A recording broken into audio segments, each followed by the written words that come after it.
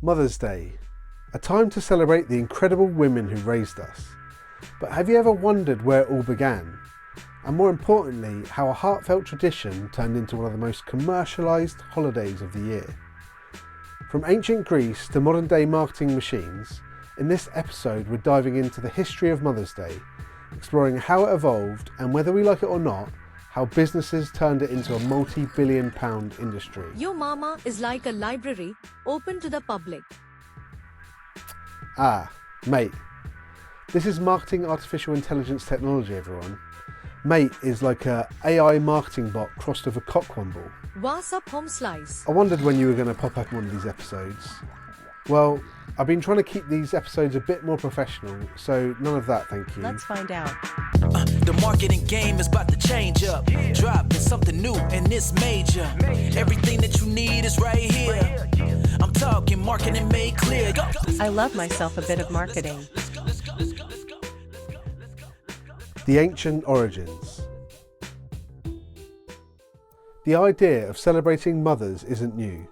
In fact, it dates back thousands of years. In ancient Greece, the festival of Rhea, the mother of the gods, was a major event. Greeks would offer honey cakes, flowers and fine drinks to honour her as the mother of Zeus and his divine siblings. This festival was celebrated during spring, typically around March. This timing was significant because Rhea was associated with fertility, motherhood and the renewal of life, which aligned with the natural rebirth seen in springtime. Then the Romans took it up a notch with Hilaria, which was also celebrated in March around the equinox. Hilaria was a festival dedicated to Cybele, their version of the Great Mother, and the Romans, they loved an equinox, by the way. This celebration, held in March, was all about parades, sacrifices and a bit of a wild party. Clearly the Romans knew how to throw a festival. The word Hilaria comes from the Latin word hilaris, meaning joyful, cheerful or merry. This is also where we get the English word hilarity, which comes into the English language in the 16th century. Then we get the word hilarious much later in the 18th century. Fast forward to medieval Christian Europe and we start to see the emergence of Mothering Sunday. Originally, this wasn't about mothers at all. It was about returning to your mother church during Lent. The timing of Lent is linked to Easter, which was decided at the good old Council of Nicaea in 325 AD, when the Catholic Church formalised all the dates and worships into a set calendar. It's fair to say that they borrowed a little bit on the pagan festival Ostara for the timings, which heavily influenced Easter, and Ostara was a German fertility goddess linked to the theme of motherhood. Anyway, over time, Mothering Sunday became a day for children to visit their actual mothers, often bringing flowers or small gifts. Sounds familiar, right? But it wasn't until the 20th century that Mother's Day really took off, thanks to one determined woman in America. The birth of modern Mother's Day. Enter Anna Jarvis, the woman who fought to make Mother's Day a national holiday, and ironically, the same woman who later fought against what it became. Anna's mother, Anne Reeves Jarvis, was a social activist who worked to improve sanitation, healthcare, and conditions for mothers and children during the American Civil War. When she passed away in May 1905, Anna wanted to honour her legacy by creating a day to celebrate all mothers. She campaigned tirelessly, and in 1914, President Woodrow Wilson declared the second Sunday in May as the official Mother's Day in the United States. Look at Woodrow and the Wilsons there, absolutely loving life, letting their hair down and celebrating like it's Hilaria. Note the date there, by the way. It's May, not March. That's for Anne Reeves Jarvis's birthday, no less. Anyway, it was meant to be a simple day of gratitude, reflection and handwritten letters to mothers. No frills, no commerce, just appreciation. But then businesses got involved. The rise of commercialisation. Almost immediately, greeting cards companies, florists and confectioners saw an opportunity. In the 1920s, Hallmark and other card companies began mass producing Mother's Day cards, changing the tradition from simple handwritten letters to a printed, ready-made message. Florists saw an explosion in demand, with carnations, Anna Jarvis's mother's favourite flower, becoming the go-to symbol of Mother's Day. Then by the 1950s and 60s, the holiday had gone fully commercial, with department stores promoting everything from perfume to kitchen appliances as the perfect Mother's Day gift. And like I said, you know who wasn't happy about it? Anna Jarvis herself. She hated what Mother's Day had become. She even got herself arrested for a public disturbance while protesting at a Mother's Day event run by a flower company. She called out businesses for profiting off sentimentality.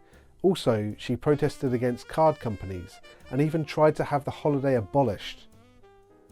But by then, the marketing machine was unstoppable. Mother's Day was now a major shopping event and there was no turning back. In Australia and the US and many other countries, Mother's Day stayed in May, but continued to be celebrated on Mothering Sunday in the UK, again the fourth Sunday of Lent. Despite the different dates, they both pretty much follow the same concept. Mother's Day today. Fast forward to today, and Mother's Day is one of the most profitable holidays worldwide. In the UK, we spend over £1.6 billion annually on Mother's Day gifts. In Australia, we spend over $500 million, and in the US, that figure jumps to $30 billion US, making it bigger than Valentine's Day. It's no longer just about cards and flowers. Now it's spa days, subscription boxes, high-end jewellery, and even luxury holidays. Hang on, fag packet maths, but that means the British are spending 1.6 times more per capita on their mothers than Australians. Being half British and half Australian, I don't know where I stand on that. But that also means that Americans are spending nearly 5 times more per capita than Australians on Mother's Day. I just got 3 things to say. God bless our troops. God bless America. And gentlemen.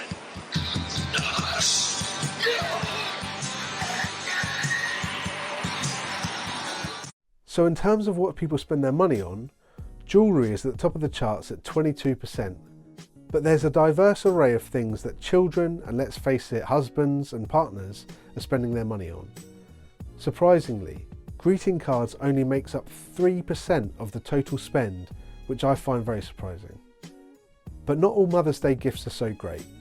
Every year, thousands of mums get food poisoning from well-meaning children and partners who just can't cook. Your mama is so ugly, she made a Happy Meal cry. Oh, stop. How about you provide some insight instead of these crass comments?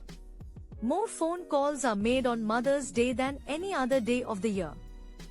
It's estimated that call volumes spike by 37%, making it the busiest day for phone networks worldwide. Okay, that is interesting. Lovely.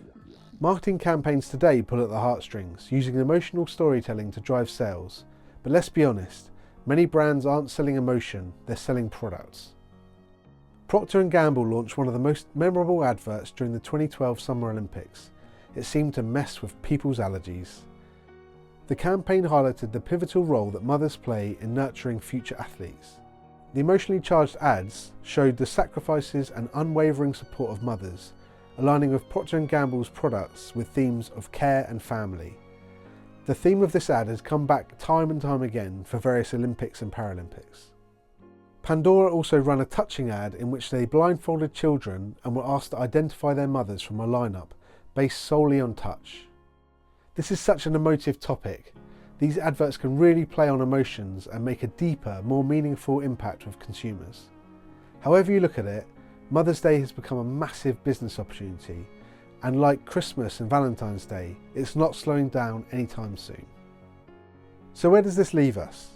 Mother's Day started as a deeply personal celebration of love and gratitude with Roman and Greek influence, but over time it's become one of the biggest retail events of the year. Is that a bad thing? Well, that depends on how you look at it. Yes, businesses profit from it, but at the same time, people still genuinely appreciate the day. It's a reminder to say thank you, to show your love, and take a moment to celebrate the woman who raised us.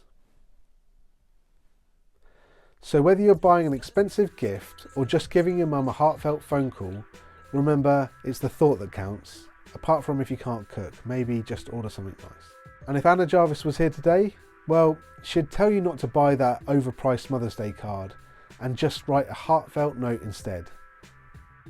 Well, that's it. Thanks for watching. If you enjoyed this, let me know in the comments and tell me what's the best Mother's Day gift you ever received, or what's the best one you've ever got your mum. Helping you to elevate from beginner to a pro, ain't a better way. Marketing made clear, it's showtime. Wanna see you win, wanna see you shine. Let's go.